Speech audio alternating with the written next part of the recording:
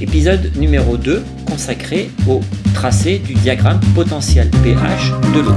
Il est tout à fait naturel de commencer par ce premier diagramme potentiel pH de l'eau parce que l'eau intervient dans deux couples d'oxydoréduction. L'eau en tant qu'espèce réductrice dans le couple O2 gaz H2O liquide, c'est l'élément oxygène dont le degré d'oxydation varie. Voici la demi-équation électronique que je rappelle. Et l'eau intervient aussi en tant qu'espèce oxydante dans le couple H2O H2. En milieu acide, on peut écrire H3O+, ou tout simplement H plus H2. Cette fois-ci, c'est l'élément hydrogène dont le degré d'oxydation varie dans ce couple. La demi-équation électronique est rappelée ici également. Je vous rappelle que l'objectif d'un tracé de diagramme potentiel pH, c'est d'étudier les variations de E en fonction du pH. Donc, il est tout à fait naturel que pour, par exemple, le premier couple O2 gaz H2O liquide, on écrive d'abord la demi-équation électronique, puis après, nous détaillons la relation de Nernst. Et je pense qu'aujourd'hui, vous ne devez plus avoir de difficulté pour passer ce 4 en dehors du logarithme pour avoir une simplification, d'une part, et pour remarquer ensuite que log de H+, c'est par définition l'opposé du pH, c'est moins pH. D'où plus 0,06 log de H+, qui devient moins 0,06 pH. Nous avons l'équation d'une droite, E égale F de pH, pour une pression de dioxygène donnée. La pression de dioxygène donnée, ce sera une pression égale à 1 bar. C'est-à-dire que la plupart du temps, lorsque vous avez des espèces gazeuses, nous choisirons des pressions partielles pour ces gaz égales à 1 bar. L'équation de la droite devient alors E égale E standard 1 moins 0,06 pH. C'est l'équation d'une droite qui passe par le point pH égale 0, 1,23 volts, et la pente de la droite est moins 0,06 volts par unité pH. Nous faisons le même travail pour le couple H plus H2, demi-équation électronique, puis écriture de la relation de Nernst, le 2 que je sors également là ici pour une même simplification, et nous voyons apparaître ici moins pH, d'où l'équation de cette deuxième droite avec toujours ici une dépendance en pression partielle du dioxygène. Tout à l'heure, il a du dihydrogène et nous avons la même convention, P de H2 égale P standard égale 1 bar. L'équation de la droite devient E égale E standard 2 moins 0,06 pH. C'est une droite qui passe E standard 2 valant 0 par le point d'ordonnée à l'origine 0, 0. Et la pente de la droite est là aussi moins 0,06 volts. Autrement dit, il s'agit d'une droite qui est parallèle à la précédente. Prenons maintenant une règle et puis traçons la première des droites, celle relative au couple O2 H2O, puis celle relative au couple H plus H2. Les conditions de tracé sont précisées en général avec les diagrammes. En fait, un même tracé Python permet de construire ce diagramme potentiel pH et je vous affirme que l'eau est stable uniquement pour les valeurs de pH et de potentiel comprises à l'intérieur de ce bandeau, délimité par ces deux droites parallèles de pente moins 0,06 volts et j'allais dire de largeur ou d'amplitude si vous voulez 1,23 volts. Je l'ai affirmé, je le justifie.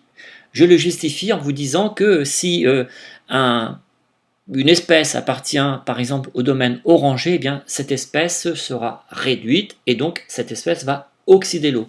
Pourquoi ?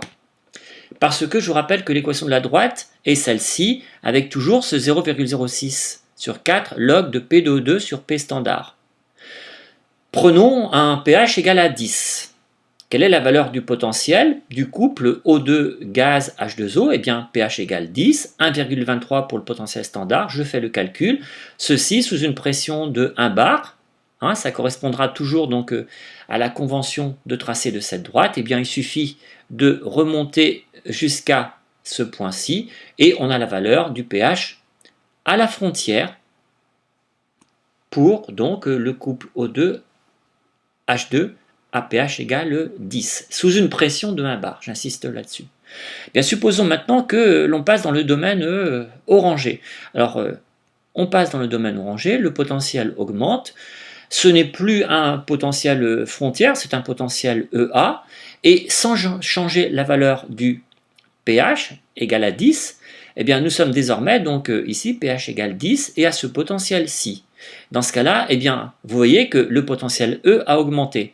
Ça, c'est constant, ça dépend uniquement de T. Ça n'a pas varié, ça dépend du pH, mais il est resté égal à 10. Donc en fait, c'est forcément que cette quantité a augmenté, c'est-à-dire que la pression du dioxygène est devenue supérieure ou égale à 1 bar. Elle ne peut devenir supérieure ou égale à 1 bar que si il y a formation de dioxygène. Cette formation de dioxygène est due à l'oxydation de l'eau. Donc en fait, l'eau n'est pas du tout stable dans ce domaine-ci, orangé. L'eau sera oxydée en dioxygène. Eh bien, nous pouvons faire la même discussion avec cette fois-ci ce bandeau vert, ce domaine vert, si vous voulez, situé en deçà de cette droite. Eh bien, pour tout point situé dans ce domaine vert, l'eau n'est pas stable et l'eau sera donc cette fois réduite en dihydrogène. Ça veut dire que l'espèce présente dans ce domaine-là, elle sera oxydée. Donc en fait, le domaine de stabilité de l'eau, eh bien, il est relativement étroit. Son amplitude, c'est 1,23 volts. Il est situé à l'intérieur de ce domaine. L'amplitude en pH égale 0 reste toujours la même, 1,23 volts, et la pente des droites est à chaque fois de moins 0,06 volts par unité pH. Au-delà, eh bien, nous observerons l'oxydation de l'eau en dioxygène. En deçà, nous observerons la réduction de l'eau en dihydrogène. C'est la fin de ce premier chapitre. Vous venez de construire votre premier diagramme potentiel pH, relativement simple, mais très important. Et c'est un diagramme que nous superposerons systématiquement à tous les autres diagrammes potentiel pH que nous serons amenés à étudier. Et en particulier, nous le superposerons au diagramme potentiel pH du fer, que je vous propose de faire. Dans quelques instants, nous nous retrouvons pour l'épisode numéro 3. A tout de suite!